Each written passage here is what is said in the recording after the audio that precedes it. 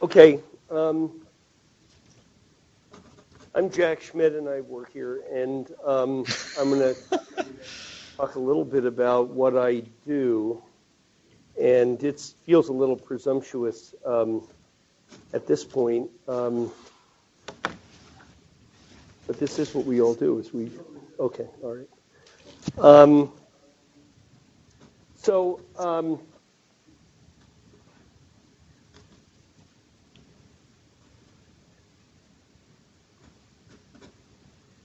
Yeah, thanks. This is a slide. Well, let me just start off, and in the spirit of integrative science, and in the spirit, I guess, of we want to explain to each other what we do, and we want to find a way to do something that's bigger and better than each of the parts, and in part of learning to work as a team, we try to reveal some of the soft underbelly of some of what we do. That's about the precision or imprecision of our science and its accuracy and inaccuracy, and part of it is the expertise we have and don't have, a little bit of honesty about that. And so I guess that two small little pieces that were revealed, or that I don't make a big deal of, that were revealed in errant phrases in the Utah State article, were that I was raised in New Jersey, and I was a political science major as an undergraduate. And so, I guess at this point in life, I've made whatever I've made for myself, and so I can reveal my background. And so it is possible for a guy from New Jersey who didn't know what the sunrise was, who thought he was going to go to law school until the upheaval of the early 70s, and then I, in fact, did think that after the revolution, the world was certainly not going to need any more lawyers. And I wanted to be productive and went off into earth sciences and majored in geography, and then ended up in the College of Engineering for a PhD program. It's sort of an unusual journey. But I think that you end up in your career working on what you're passionate about. And so my passion is some mix of being a geologist who loves nothing more than to spend endless days walking around with a map, mapping things. And I can tell you that my most sublime moments have been doing that, whether in Grand Canyon or other places. And I also love the tussle and battle of trying to change environmental policy. And that is also very much who I am. And sometimes when I read these, what we're doing here and what is your research focus on, sometimes I say to myself, I don't really belong here because I'm sort of trying to change things. I'm less interested in studying things. But anyway, I still have a job here, and I'm not going to get fired at this point. So that's my background. This is a slide I put together of my effort to put together a simple flow chart of the steps and the process involved in river restoration and river rehabilitation.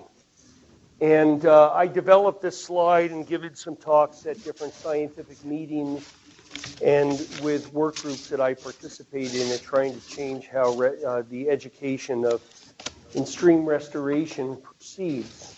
And so it is just my take. It has absolutely nothing to do with social science. It's just my understanding of the process. And my sense of the process is that largely the public perceives the existence of a problem. And what motivates people to get interested in care is typically biological resources or social issues or issues of public health. And but the fact that a small group of people perceive that there's a problem doesn't mean that there's a societal consensus to do something. So there's a whole area of political activism that has to go on before anything really happens, whether it's laws, whether it's changing who's on the town council, whether it's simply getting enough critical mass to raise the money to do something.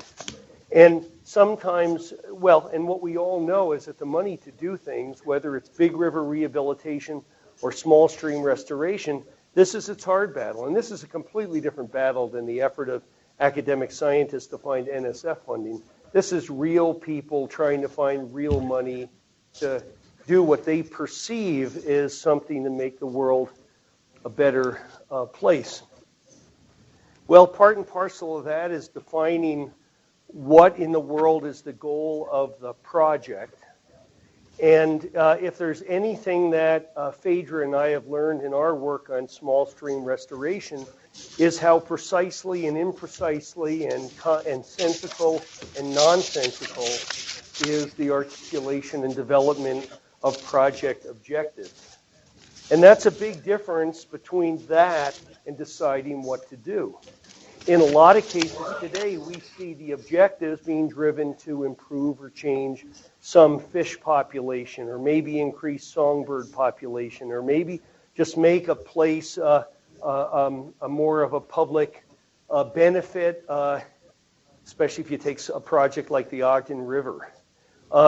But what you do is a different thing. And oftentimes in small stream restoration, what you see is that we have objectives here which are often ecological, but then at least for a lot of project manipulations, what you do is all based on engineering and moving earth, and a hope that changing the habitat will have something to do with the biological attributes that are what really motivated people in the first place.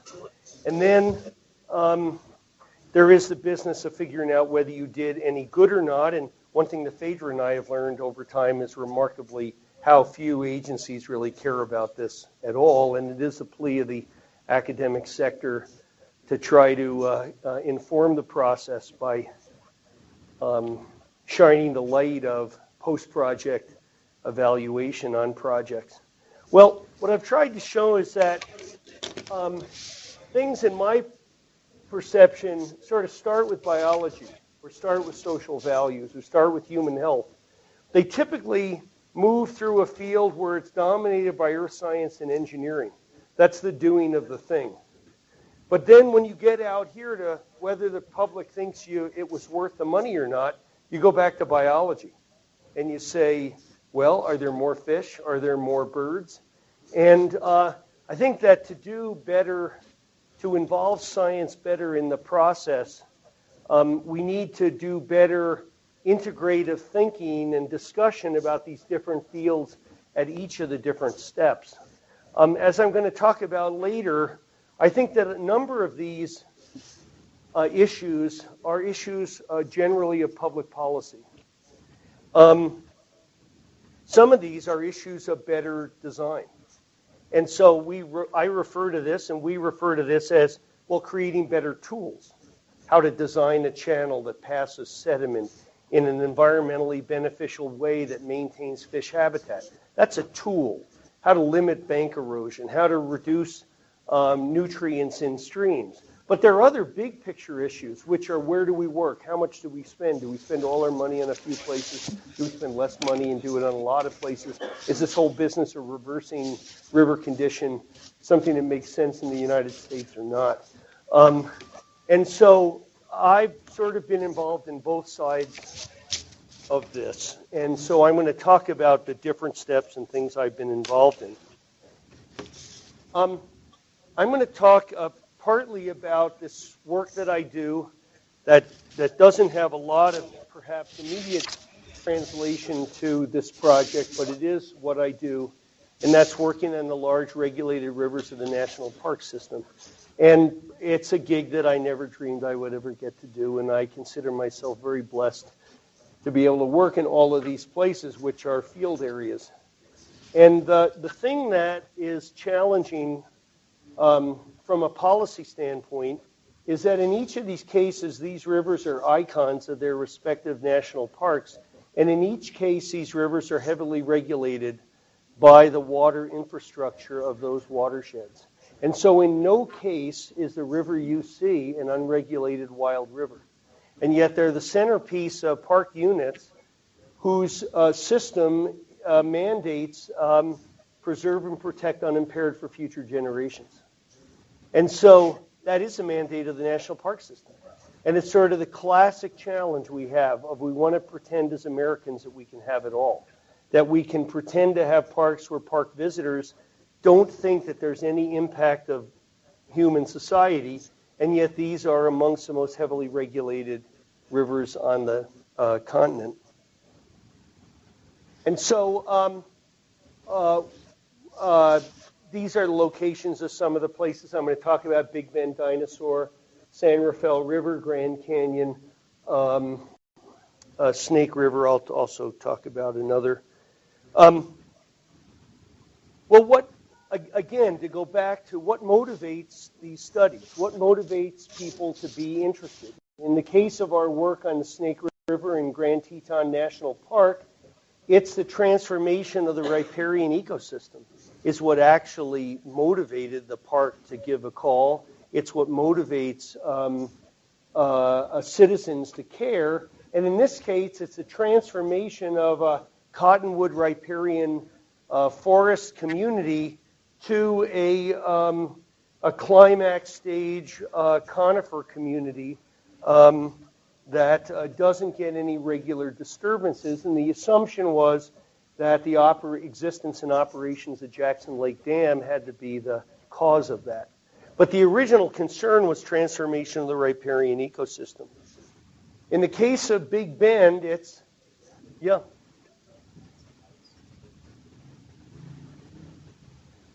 How's that?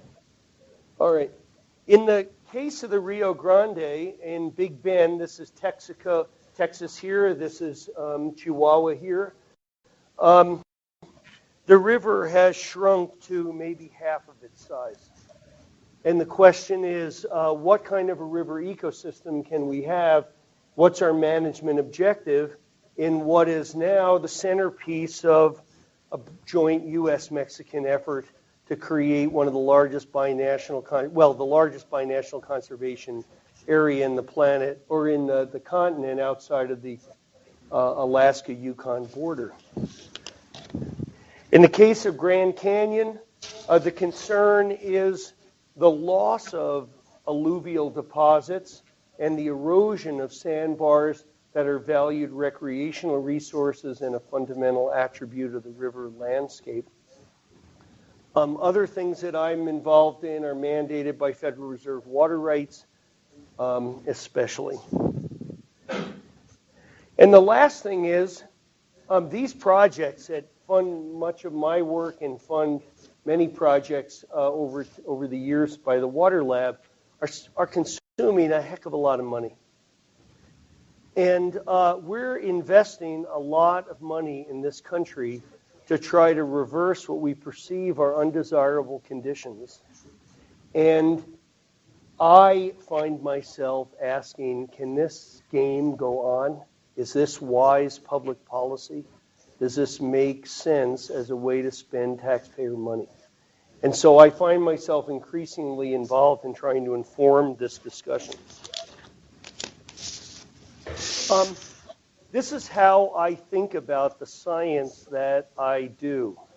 I think about a continuum of possible river conditions from the way they were when Columbus first got off the boat to the worst they could ever be. No water, and what trickle there is completely polluted. And so every river on the planet sits somewhere on this continuum. In this case, this is a photograph of the San Rafael River today. And this is a photograph of a similar place on the San Rafael River in the early 1920s. And the distance between and the attributes between the present and the wild differ from place to place. Now, it's a fundamental public policy decision to decide whether, once you've identified the present condition and how different it is from the wild condition, whether you're going to not drive the system at all this way, let it get even worse, hold ground here, try to fix a little bit, try to fix a moderate amount, try to go for the whole enchilada. Those are policy decisions. But what I try to do is inform that. And that's the science that I do. And so attributes of the science of what I do are to try to build time machines and try to understand what the wild rivers were like. Not because it implies that I'm trying to fix everyone, but simply that that's the benchmark against which to figure out how things have changed. I try to understand the present river, but a lot of my effort is to try to understand the difference between the two. I don't find myself as drawn to just focus on describing the world that is, because I'd like to imagine that we're in a big enterprise of trying to create the world we want and not merely describe what exists. And then to do this, you try to understand the trajectory by which the river went from this to this and understand the drivers and how those transformations occurred. And so I'm going to try to just talk a little bit about these different pieces of the science of what I do. The wild ecosystem sort of describes the opportunities and constraints that we have before us. I show this slide a lot. It's sort of my geomorphologist view of how the river ecosystem, what drives the river ecosystem. And so Phaedra's gotten used to tolerating me getting this all out before eyes roll. But the fundamental attributes of the riverine ecosystem are the native, aquatic, and riparian organisms.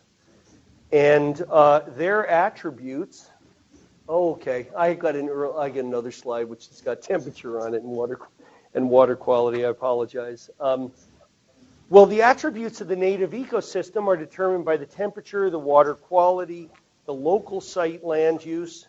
The native riparian vegetation certainly interacts with the non-native riparian vegetation. Exotics introduced into the aquatic ecosystem affect this population composition. What I focus on is the fact that the stream channel and the form of the channel and the floodplain, what an ecologist calls a physical habitat. I'm just worried that my science training is in this. I have no illusions that changes in this immediately equate to changes in this, or fixing this means immediate change here. As every ecologist and water quality expert in the room knows, you can change all this, and as Phaedra lectured to us about, this is what's controlling the deal. You'll have no effect on this. But this is just what I'm trained in, and I know my place. But to some extent, this is important in some places. And the fundamental mantra of geomorphology is that the physical template, the form and attributes of the channel, are determined by the flux of water through the stream valley and the mechanical forces that flux of water creates that mobilize sediment and transport the weathering detritus of the continents down the river system to the continents. And so the most fundamental mantra of geomorphology is that rivers are rivers of sediment, of moving sediment, as much as they are rivers of water. And so in that regard, I think that there is a, I don't know, my experience in all this is that sometimes we talk about, our central word is water.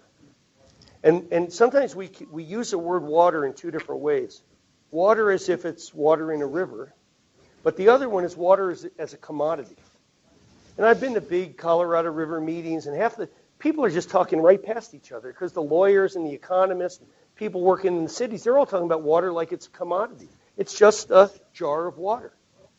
But for those of us who work in river ecosystems, it's water in a place, interacting with a whole place, with temperature, with chemical attributes, with a diversity of flow.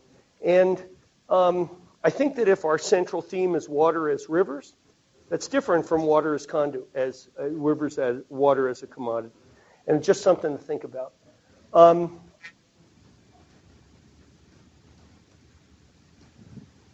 Now, I do spend a fair bit of time trying to understand old records of river systems to sort of understand what the world was like. And this is simply the hydrograph of the wild Colorado River along the Arizona-California border. And in fact, the lower Colorado River all the way up in the mouth of the Virgin was navigable by side-wheel steamboats more than 100 years ago to supply the mining camps.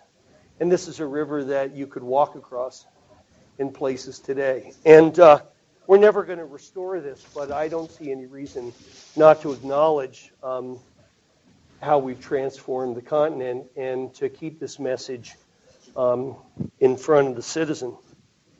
Now, another thing that I don't do is reconstructing or putting the measured record, which is the record that we have since the late 1800s, within the context of hundreds to thousands of years.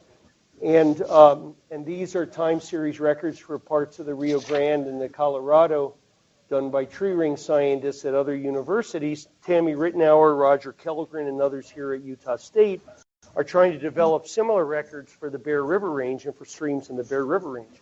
And so we actually have a growing set of toolboxes, even here at Utah State, that might put stream flow in the streams that come out of the Bear River Range within a larger time frame, and I think that work is important. Sometimes, or one thing that the work on the Rio Grande has reminded me of is that the notion that a wild river unaffected by human beings is an utterly North American concept, and certainly not one that anybody who works in river restoration in Europe troubles themselves to try to figure out. And the reminder of this for me is on the Rio Grande, where there was a strong imprint of humans through the 15, 16, and 1700s throughout New Mexico, such that by the late 1800s, just about the time the very first stream gauging measurements were made, Mexico was already lodging formal complaints that it wasn't getting its share of water from upstream, and folks in New Mexico were lodging formal complaints that they weren't getting enough water out of the irrigated areas of the San Luis Valley. I don't think we face this necessarily here in Cache Valley, but the need to sort of see past these human impacts and to understand that humans, particularly in the Spanish parts of the United States, have had a strong imprint on these systems for a very long time is one that is worth remembering. And so, using a lot of those old records, I've reconstructed as best I can the wild river condition, and this is the best one can quantitatively estimate these conditions for the Rio Grande about 120 years ago, with the width of these bars being the mean annual flow of the river in different segments, with decreases like here, small ones, but more importantly here, are already the strong impact of irrigation depletions, in this case in the El Paso Juarez Valley. But working through all the old data is critical to understanding how the river works. And if I just focus down here for a minute, working through these records, as utterly simplistic as this seems, this is a view of the river that nobody had that now is key to informing how we think about restoring the lower Rio Grande, which is where Big Bend National Park is, And this is the hydrology of the river down here. In black is the hydrograph of the river down here, and in red is the hydrograph of the river that used to come down from El Paso. And what you can see is the big difference between this hydrograph and this is the addition of all of this water coming out of Mexico, out of the Rio Conchos. In fact, even before large dams were built, the hydrology of the lower Rio Grande was dominated by inflow from Mexico. It's a wonderful river to work on because the shoe is completely on the other foot. Rather than the Colorado River, where we use all the water, laugh at Mexico and say, you'll just have to deal with whatever's left over. In fact, they control all the cards on the Rio Grande because all the water comes out of the Rio Conchos. Because today, essentially, this red line has gone flatline. There's no water coming down the river, completely consumed. And so nothing comes down. And so I think that reinterpreting or fully interpreting the old historical record is absolutely key to helping in working with the public at setting the framework for how you change rivers. So I spent a fair bit of time trying to understand the history of the development of infrastructure. And there's wonderful records by the Army Corps of Engineers and the National Inventory of Dams that I've used to construct plots like this. This is the history of increase of reservoir storage on the Colorado River, with this being cumulative reservoir storage and this being time. And what this is the big construction and completion of Hoover Dam. This is the big construction and completion of Lake Powell. And what it reminds us is that the perturbations that have changed the ecosystem are sort of step functions. And they have big, and different parts of the river have different time histories of being perturbed. And when we work in different places, we have to worry about this human history of building the infrastructure.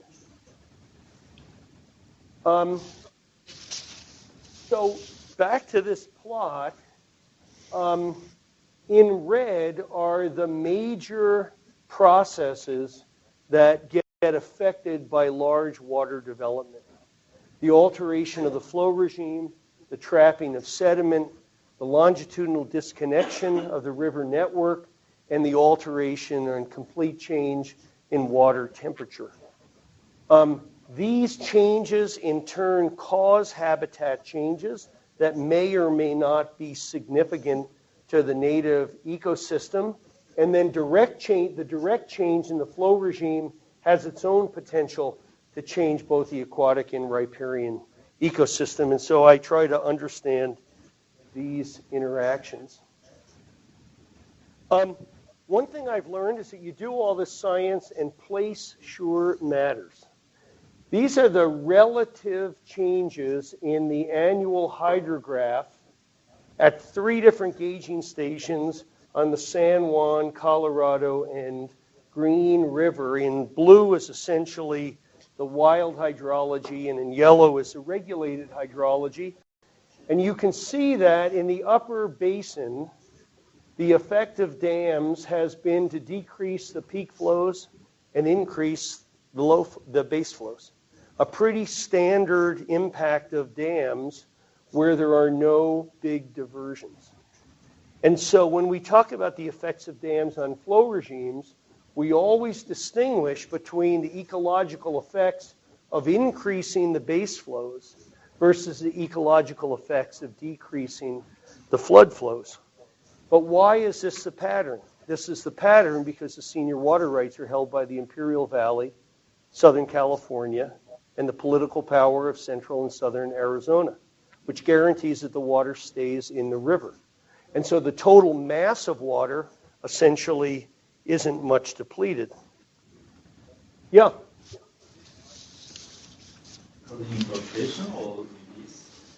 No, again, it's a consideration of the human, another critical human element. It's the production of hydroelectricity. And so this is still producing electricity. And so you limit the magnitude of your flood flows to be within the capacity of the turbines that produce electricity. And the other is that you release water when it's needed. So you release water at a constant base flow to meet the demands of irrigation and diversion dams. So in neither case is it a physical process. This is the tremendous change at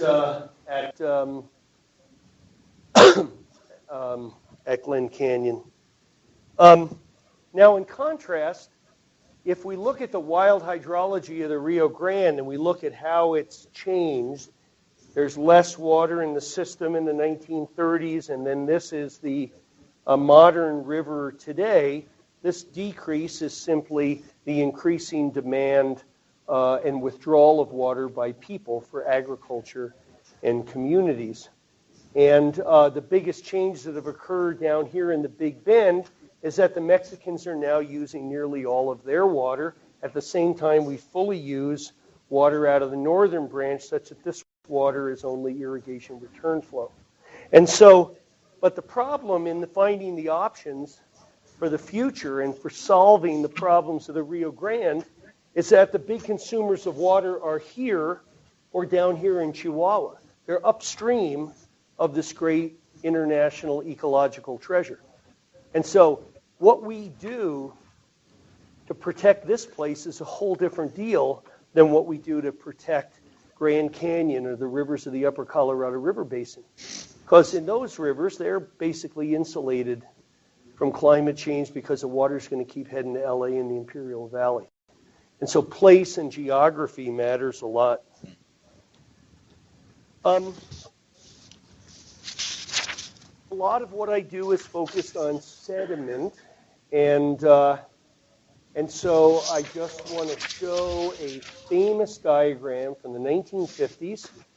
This illustration is a famous one of the Bureau of Reclamation, and it shows a river in equilibrium form as a balance between water, the capacity to move sediment, and the amount of sediment that needs to be moved. And so if this balance is perturbed by having less flood flows to move sediment, less sediment needed to move, then this balance is shifted out of equilibrium. And understanding this balance is key. And so as a geomorphologist, I make sure to always stand on the pulpit and say, you're going to deal with human society interacting with rivers as rivers and not water as a commodity. This is half the deal, folks. You just don't take a water-centric view. And so these are changes in the sediment loads below Flaming Gorge Dam. The thickness of these lines is proportional to the pre-Flaming Gorge and post-Flaming Gorge sediment loads. The same here for Glen Canyon Dam. And so let me just slow down here a minute, and this is a little bit of research work in my lab just to give you a feeling for it. This is Snake River through Grand Teton National Park. Water is released out of Jackson Lake, and these are in gray here is what would be the hydrology of the river were there no dam. The flood peaks have been shifted to later in the season. The flood peaks are lower. There's a boating season release now that provides what the recreational boating industry desperately wants, stable flows in the summer for recreational boating. It has no relationship to what the river would have been like in the absence of a dam. Now, because this is a Pleistocene glacial lake, all of the gravel transported by the Snake River coming out of the Yellowstone Plateau would naturally have been deposited in this lake. So the overflow from this lake would have always been cleared. So the gravel in the river here all comes out of Pacific Creek and Buffalo Fork. two big gravel tributaries that come out of the Absaroka Range. And so on first principles of that balance that I showed you, if you reduce the magnitude of floods, and in this reach, you maintain the same rate of sediment delivery into the river from the wilderness areas of the Absaroka Range, what should happen to the river down here? You've reduced the ability to move sediment by reducing the magnitude of floods, and you've kept pouring sediment in at the same rate. You should perturb the system to accumulate sediment if the river had been in balance, because you're bringing it in at the same rate, but you're reducing the ability to get rid of it. And so on first principles, you would predict that the river here would be in aggradation. And it's complicated by the fact that it's not conveyor belts of sediment. It's also the sediment is brought in by water, and you have to account for the different amounts of water that come through. And I think that in the interest of time, I'm going to just quickly give you a feeling for the science of this without going into the details of it. But in some of the work by students in my lab, we have focused a lot on measuring sediment transport. Now, and so this is set up with a sampler. It's 200 plus pounds. These guys are first-class boaters and all pursuing solid river safety. Here is the boat on the Snake River downstream from Dead Man's Bar, if some of you have floated this reach. And, you make a measurement, and this is a hydrograph. Each dot is a measurement. This is 5 people out on a boat with a steel cable line, dropping a 200-pound sampler in for a sampling period of 30 seconds to 2 minutes, doing it 10 or 12 verticals across the way, being aware of logs coming down, a safety kayaker in the river. This is all serious stuff, and yet that's just how few measurements a little university program can undertake in 2 years of sampling. Now, we do our mumbo jumbo of converting the transport rates and making them dimensionless and putting them in terms of the force balance and all of that, and you end up with plots like this. And so in a group like this, the important points of a relationship like this is an extremely steep relationship. The essential attribute of sediment transport, it is a highly nonlinear process. The way to think about it is essentially nothing happens. And then after nothing happens, just a whole lot happens, and it happens really quickly. And so it's really possible to be really, really wrong. And the system, it will always be nonlinear, and getting the right number is really, really hard. And so you can fit a best fit relationship through that, and when you're looking at Pacific Creek, it looks like a great fit, and when you look at the Snake River, well, there's a lot of scatter, and when you look at Buffalo Fork, it gets really messy. And one of the problems in sediment transport, and the reason a lot of our field tries to ignore this or come up with non-empirical ways to deal with it, is that you invest a tremendous amount of money, personal safety issues, lots of effort to get these hard-won numbers. Every one of these dots is an immense amount of work. And then the natural process can just confound and still give you this tremendous scatter, which can be, an order of magnitude. And so in doing this, you have to incorporate the inherent uncertainty of what you're doing. And so the alternative approach is simply to compute this stuff and never measure it. And the problem is you can be a really good mathematician at doing that, But then you won't even know if you're 3 orders of magnitude close to what the right number is. And so what we've tried to do in the lab is to try to figure out how to take just enough measurements to at least calibrate the computed relationships. Now, after all of the hard work on the Snake River, we could calculate how much. We can now multiply that by the hydrology of what comes down the river, and we can calculate whether more came in or went out in any period, and these error bars are the noise of it. And so it turns out that for most years you couldn't even tell the difference in the river. You had to conclude was in balance. And the irony is when there was an imbalance in most years, it's red.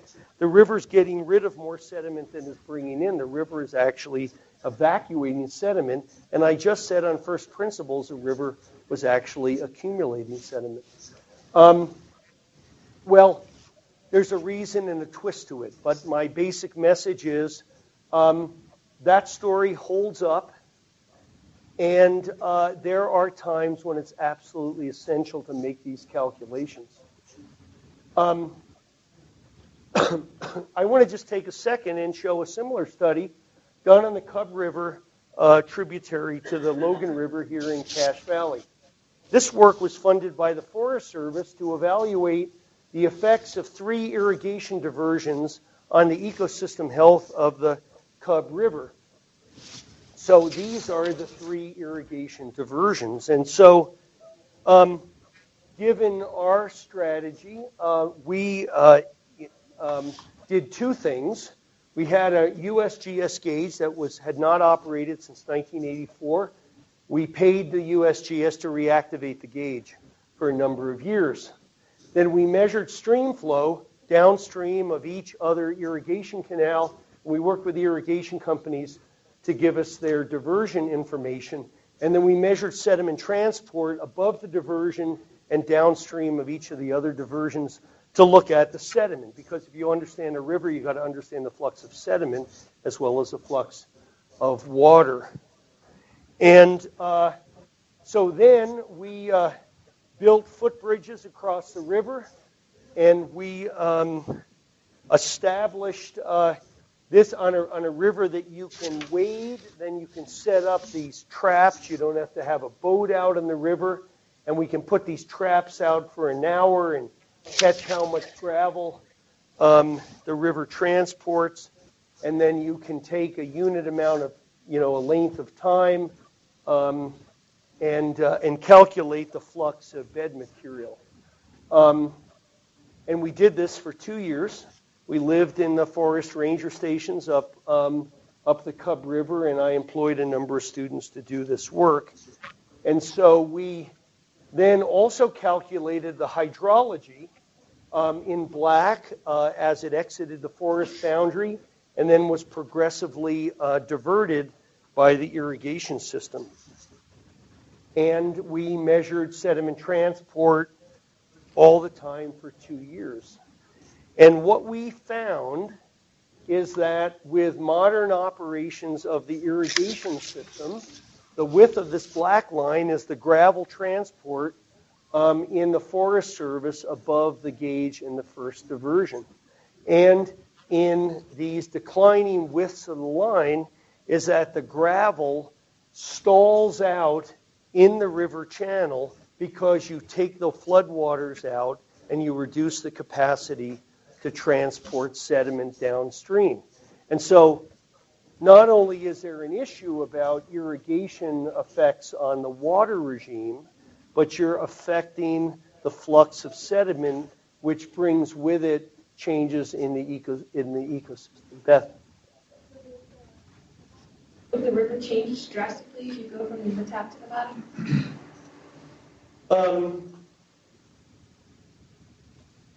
One more.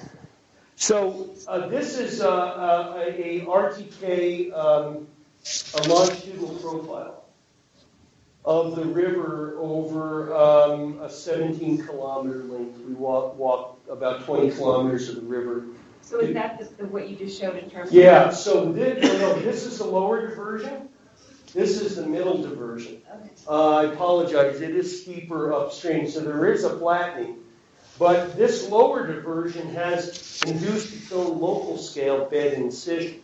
But here, in this area, we do have the evidence of accumulation in a larger number of gravel bars, buried cars, buried buses, things like that.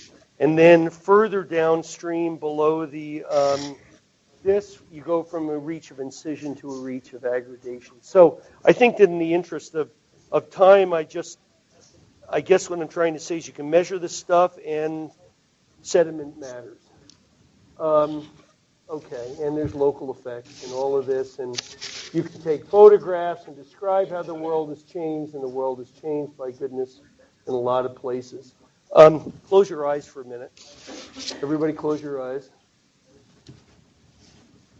All right, no, okay, keep your eyes, okay, you can open your eyes. One other thing I do is try to understand the rates of which processes change, and so as a geologist, I work at sort of interpreting inset river deposits. This is a new inset floodplain in Big Bend. That's the Rio Grande. That's Mexico right there. And we went in with big backhoes and excavated the river. And then we describe the stratigraphy like we're geologists. And then we recover all the buried tamarisk trees and date them, and date their germination. And we date their growth ring suppression higher up in the trees so that we can get precise dates and we can reconstruct these rivers and how they've changed. And what was absolutely critical, and we could have never known otherwise, is that this 2-meter thick accumulation of sediment had all been deposited since 1991. Everything that you see from here on out had been a gravel river bar in 1990, and all accumulated during the drought as fine sediment filled up the river. In Grand Canyon, the effect of Glen Canyon Dam is you have too little sediment. The problem is erosion. The effect of water withdrawals in the Rio Grande is you have too much sediment, not enough water. The problem is too much sediment. Different in different places. Well, no surprise. You can build models of all this, and close your eyes. This is now all. But I would submit what I'm sort of flashing through here is you need conceptual models of how rivers work. This is our conceptual model of the width of the Rio Grande during the 20th century. And higher numbers, a wider river, smaller numbers are a lower river. In this case, the river, we think, was in a stasis of equilibrium until about 1945. And then the river began to narrow, and what happens is that these re-widening events are set by hurricanes that are not controllable by the water system. And when they occur catastrophically out of Mexico, the river re-widens, and although it's a threat to human health and safety, we don't admit it. The reality is it rejuvenates the aquatic ecosystem, and we quietly cheer for that. But as soon as that stops, the river then insidiously narrows as it fills with sediment. So what we're trying to do now in working with Mexico is trying to understand a flow regime which will reduce the rate of narrowing and deterioration of the aquatic ecosystem during the intervals between the uncontrollable hurricane floods. And so it's absolutely important we have a model for in our head about how that all works. And so then the last thing I want to talk about is another piece of work that I've been doing is I'm just really bothered by how much money we're spending seemingly everywhere and not really knowing how we're spending our money. And so I've tried to take a big regional view of river restoration. And so what I've done here is I've put of two fundamental drivers of river channel change on a graph in which we can think about the ratio of the post-dam flood to the pre-dam flood. A ratio of 1 means no change, wild hydrology. And the ratio of the post-dam sediment supply to the pre-dam sediment supply on the vertical axis, 1 means no change, a wild system. And so if you take all the sediment out of a river and you leave all the water in, then you're going to have excess mechanical energy to do work, and it'll erode and evacuate sediment. Conversely, if you take all the water out of a river but keep pouring sediment in, you'll fill it up with sediment. That's sediment accumulation. And so I sort of worked out a deal to figure out how to quantify this for different river segments all over the western United States. And this is a scatter shot, which every one of these spots is a different river below a different dam somewhere in the western United States. And the message is that every river is a different problem. You can't generalize diversions. You can't generalize dams. The degree of perturbation, the distance you are away from at least mass balance, let alone the distance you are from where everything started as wild up there, is different for different places. And this is a map of, in red, all the reaches of rivers in the west that I worked on that have been shifted into sediment deficit. In green are rivers shifted into sediment surplus. In hatchers are rivers where bed incision has been induced. And so the degree of change is different from place to place. When I think about the fundamental ways that water development affects rivers, I think about three fundamental changes. The degree to which the mass balance of sediment has been perturbed into either a tendency to evacuate sediment, erosional problems, or tendency to accumulate sediment, surplus problems. The other is whether, under conditions of deficit, the river will saw into its bed or not. That only happens when the bed material is fine enough that the river can do that. Sometimes it can't. And the third is the degree to which rivers will narrow. And the way to look at this is, so this is sort of, every spot is just some combination of whether or not the bed's in size, whether the river's in sediment or deficit, whether the river's got narrower or not. And every dam river is a different place. It isn't to say that every place, it is to say, I've been struggling to come up with a general model to describe how water development affects rivers. But the reality is you've got to know the pieces of the puzzle to know where you stand. And I can guarantee you that on the Bear River, throughout the segment, we could make the same sort of map of the Bear River and identify reaches thrown into surplus, reaches thrown into deficit, what is the problem. So if we take a spot that's been, we're perturbed off into the land of evacuation of sediment, how could we not put the river back to full wild? We're probably not going to do that. But at least how could we throw this place at least to a system where it's in equilibrium again?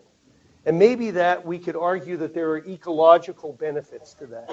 Well, if the river has been thrown into deficit, what do? You add sediment in. The river is accumulating sediment. You throw it, you give it more water. And you won't get it all the way back, but you'll at least get it to a condition of equilibrium and stability. And so I computed that for different places along the Colorado and Rio Grande, and this is the deal. And, well, this is all nice, except that fixing even one of these things is more money than society is willing to actually throw at it. $200 to $400 million in the case of fixing the sediment mass balance problems in Grand Canyon. We're not about to do that right now. And so, obviously, there's another option here, right? The other option is that if a river has too little sediment, just take more water out of it. If a river has too much sediment, don't add floods. That's preciously important for people. Just take the sediment out with bulldozers.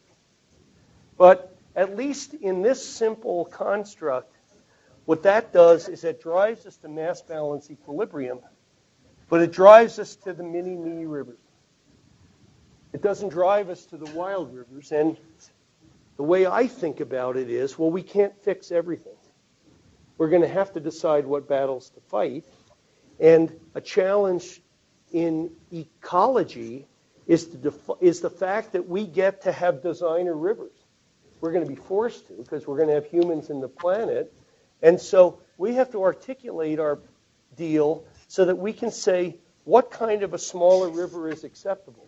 Or it's better to fix this one ecologically, so work this other place and drive the system this way, and in exchange, we'll let you work these other places and drive the system that way. And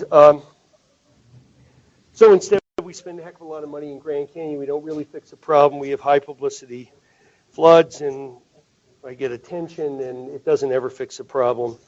And so one thing in the literature, Phaedra and I are both painfully aware of, is everybody says we desperately need a guiding image of what we want, and I would submit that a guiding image of what we want is a lot more than simply saying we're making things better. And it might be great to try to encourage the citizens of the Bear River to try to envision what that future is. Two scenarios of how to do that. My utter cynicism about stakeholder-based decision-making comes from the high-money, high-profile Grand Canyon program where you've got all the right people on the official stakeholder program. And what do you do when you give this many people the option of deciding what are the values of how to manage the river? They all get a vote. And so they all pick whatever is their resource. And so the folks that worry about endangered species say maintain viable populations of endangered species. And Western Area Power says maintain production of hydroelectricity. And you put them all on the same objective. Well, a long time ago, I published an article in which I sort of took those objectives and said, well, these objectives all fit in two big lumped categories. Relics of the past and artifacts of dams. And I said the stakeholder-based decision process was fundamentally flawed because achieving these two groups of outcomes is impossible. And we can't have it all. And we have to decide at least what general category we're working in, instead of just pretending that we're working in a mall. Down in the Rio Grande, where we have no money, we have a clearly articulated vision statement because there's a few geomorphologists from Utah State who keep writing the stuff, and so it talks about a multi-threaded river with a lateral instability, but it's all linked to the ecosystem, but it is a clear articulation of the future. And we have a large group of people involved in this process, nobody with money, but lots of people with energy. We've had meetings in Chihuahua. I've gone to talk to farmers and the National Water Authority. We've taken tours. We're trying to build a sense of care about the river throughout a place that desperately has no money and lots of poor people and not enough water, but it is a fun and hopeless battle. I think that in deciding where to work, it's also important that we try to define relationships like this. I call these restoration response functions. An economist would call these whatever. No. This is some standard economic sort of way to work. This is basically the effort you put in and what you get out of it. And there are restoration battles. A what? It's a production function. But essentially what we've got is we've got some problems we're trying to fix for which a small amount of investment of effort gets us a lot of environmental return, even if we don't ever get all the way up to fully wild. But we have other battles in which small investments and change that come at high cost and high political cost get us almost nothing out of the environment. This is what some people call the low-hanging fruit. Well, in deciding where to work, I think that as scientists and engineers, we really need to tell the public when the battle is long and impossibly hard and when the battles might be easy. So this is the big picture of how I think about things. The world is integrated by a hydroelectric energy grid system. Every cost that we bear someplace is felt by everybody else. I'm trying to do science that identifies how wild rivers work, how present rivers work. I'm trying to lay out the trade-offs of getting back from present to wild. I imagine I'd be smart enough to know how to do this science and produce one of these graphs, and I never have, and I always talk about these with no axes, and I have no idea how you put real numbers on those axes. And I try this other harebrained thing to try to figure out how perturbed all the rivers are and what it might take to fix them.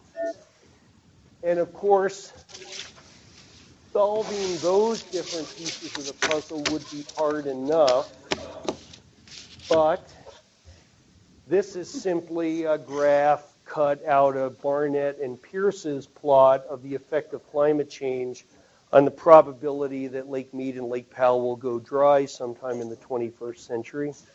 We have this increasing reality of less water in the system. This is sort of the climate change effect. And then we have how humans respond to the perception of that problem. In this case, that's a map of the proposal to build a pipeline from Flaming Gorge Dam to the Colorado Front Range and withdraw more water out. And so understanding the future of water and the future of all of this, and for God's sake, what do you fix? Well, is it what do you fix, or how do you keep even more harm happening? Because these things in themselves will make some of this better and some of this worse. At the same time, we have management programs trying to fix things. Well, it's given me a job for 30 years. And so my take on all this is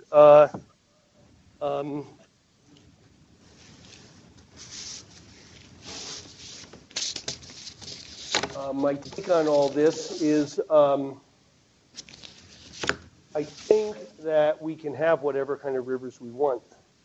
And without being informed by economics and systems engineering and trade-off analysis and understanding public values, we can't ever decide how much to invest anywhere. What we do instead is we try to fix every place a little bit.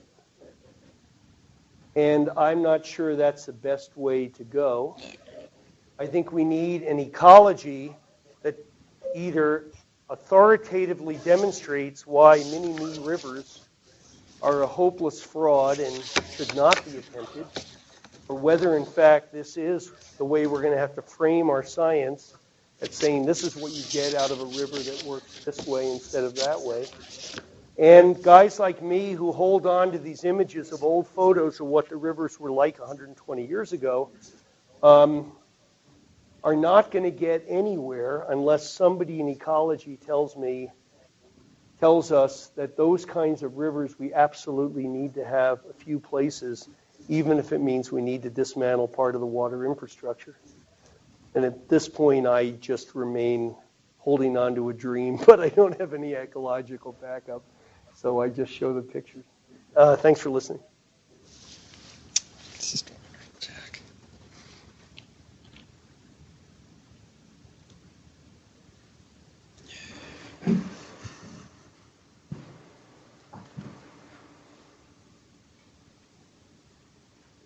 Sorry. Well, you've looked at the Bear River a little bit. You looked at the Cub. Have you looked at the Bear and the base flow in it compared to what it used to be and what the hydrograph would have looked like last year compared to what it did look like? Have you ever done any of that work? I have not. I've never.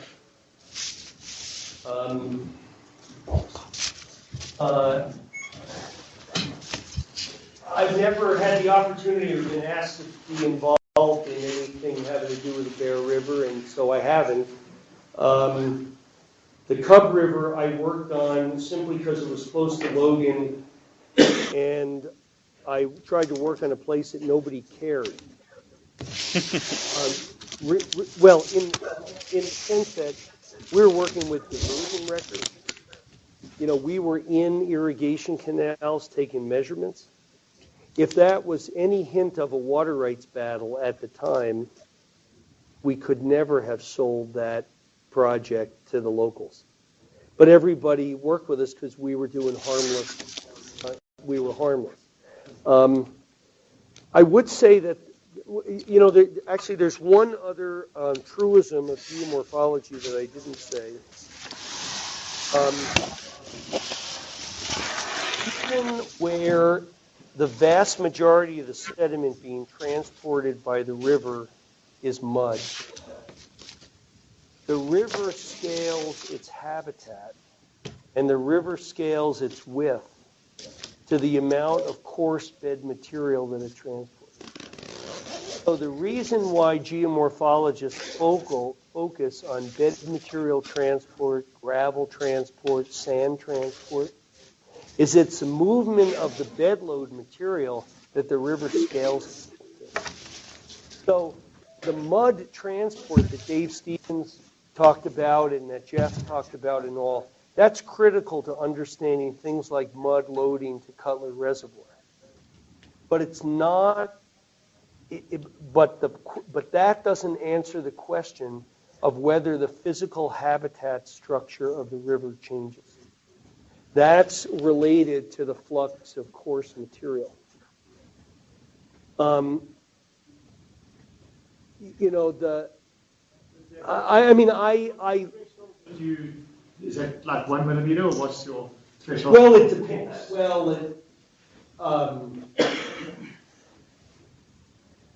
I have fine sand and coarse, but I mean it depends on the river and it depends on the situation. But for instance, in studying all of the rivers that come out of the Bear River Range, if you want to study physical habitat changes, then you're studying gravel transport in the Cub, the Logan, Blacksmith Fork. And so obviously on the East Fork Little Bear, there's 100% capture of the entire flux in Porcupine, and all of the gravel that comes downstream from there comes out of a little trib that comes in just below Porcupine Dam. But you would want to understand the flux of gravel through the system. That isn't to say that mud doesn't fill the pores of spawning gravel and degrade the quality of spawning gravel and interact in terms of some of the quality issues of the habitat. I've always wanted to do a study.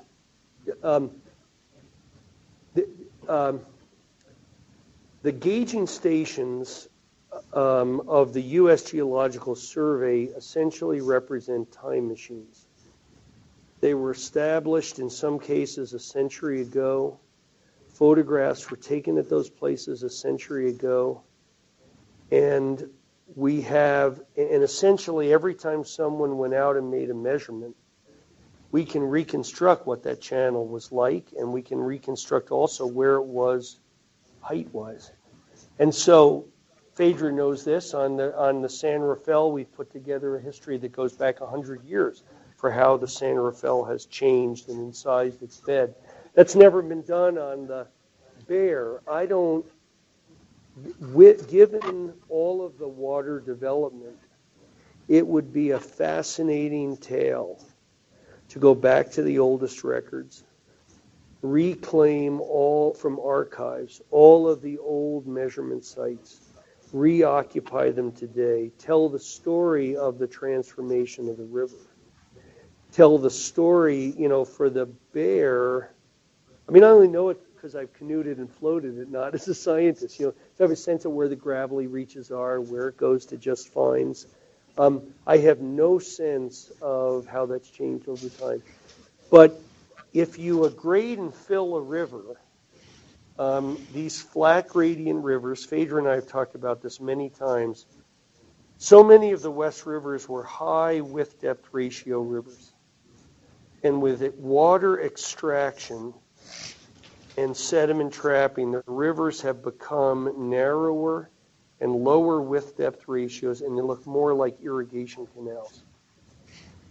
San Rafael, Big Bend, all over the Colorado, Rio Puerco, lots of places. When you take a low gradient river and you make its width depth ratio lower, you make its plan form, you go from this to this, and it already has a low gradient and a flat valley. We know from flume studies that the relief on the bed decreases and the number of bars decreases. So essentially, the in-channel habitat, the habitat diversity, decreases as a river becomes more like an irrigation canal. And I think we're all struck by how much the Bear in Cache Valley can have long reaches without even a bar popping up. You know, it's just a long, straight, boring run. And I've often wondered if that's an effect of that channel habitat simplification on many other rivers, I've seen that as a direct result of taking water out and the river narrowing. But it's all speculation. I haven't done any work. The Cub is the only place I've ever worked here. The river, you can see old oxbows. Yeah. I mean, saying that the river probably was wider at some point in time and had an ability to create an oxbow. I don't really see any new oxbows. One of my labs in one of my classes, we go out to Bear River bottoms. And, I mean, the river has natural sandy levees where there's a woody riparian cohort right on the crest of the sandy levee. And in the back are back basin oxbows and all. It's hard for me to see how that river reoccupies any of that today. So they do very much hint of lost attributes of the river. And agreed, those landforms are all over the place. Absolutely. I don't know if it's an issue of scale. You know, I'm thinking of the work that Christopher, Neil, and I and others were doing in looking at aerial photographs comparing just the more recent period in Little Bear and at least the lower parts of Little Bear after it gets out of Porcupine. And there's quite a bit of movement in that river when there are new oxbows being created. You're just in that 15-year period of time, the footprint of that river changed. And that's a river that's for the most part regulated, but clearly the East Fork or the South Fork rather, which flushes parts of that system, is still moving an awful lot of system around. And so we were impressed by the fact that there's some, I don't know if it's a natural geomorphological process, but there's... Did that span the 1980s high flows? This was all since 1992. And so in some ways you're walking into a landscape that had been blown out in the 1980s. And then looking at how it's adapting to episodic climate events and maybe other changes that are going on in that river. But and that's another truism of geomorphology, is that a geomorphologist interested in channel form is going to be myopically sometimes, but it's going to be focused very much on the changes in the flood regime. Because the channel form and the channel attributes all get set during the days or weeks of high flow. And essentially nothing, all the time when life is celebrated and life goes on in rivers, nothing's happened in geomorphology, and it's just boring. And then when life is just trying to get through the period when all hell's breaking loose, is when the river habitat is being shaped and formed. And so So the But it's issue going to be would my question on the work that you're showing up in Yeah. the snake and the work you're showing in the cub is that this continuous monitoring stuff seems, for example, to go out every 2 weeks and measure, seems pointless if there are these episodic events that occur on a. Oh, no, it's all about, the continuous monitoring, that's for things like water quality. Right. But it's But even not, going out in the summer and saying, we got a sense of whether this, over 3 years of observation was moving sediment or not moving sediment, or gravel, or, now, the role of these episodic events somehow has to be woven into. one of the things that's very exciting to me about the work of Dave Stevens' group is their continuous measuring of turbidity. Dave and I have visited, and I'm working with groups. Well, we have a monitoring program in place using sophisticated hydroacoustic or acoustic sensors to measure sand and mud transport on the Rio Grande. One of the things that exists now is the ability to continuously measure the flux of suspended sediment. And so the fact that that program is in place here is cutting edge stuff. And for the sandbed sections of the river, that actually is explaining not just the transport of the pollutant load, but also the characteristics of the channel itself if you're picking up the coarser sets of sand. But in terms of channel monitoring, it's all about floods. The interesting thing on the Snake River in Jackson Hole is that artificially high boating season peak, or the boating season shoulder, is higher flows than are needed to mobilize gravel. And so the net effect is that we're transporting less total gravel because the flood peaks are lower, but the seasonality of gravel transport is longer now than it used to be. And so it's higher than the threshold to move. And so it's this crazy thing. The period of time that gravel moved without the dam on the Snake River was a shorter period of time, but because it's a nonlinear process, the transport rate was tremendous. But now what you do is you've created a much longer period of gravel transport. Well, in my mind, I don't know much, but I would think that when the gravel's moving around, that's not a good place to be a bug. If it's a more unstable environment for a longer period of the heart of the summer of July and August. And so I've wondered whether there's lower aquatic macroinvertebrate productivity in the river today Because they're maintaining enough. because of the artificially high boating season, and you're perversely helping the scenic boating industry at the harm to the guiding trout fishing.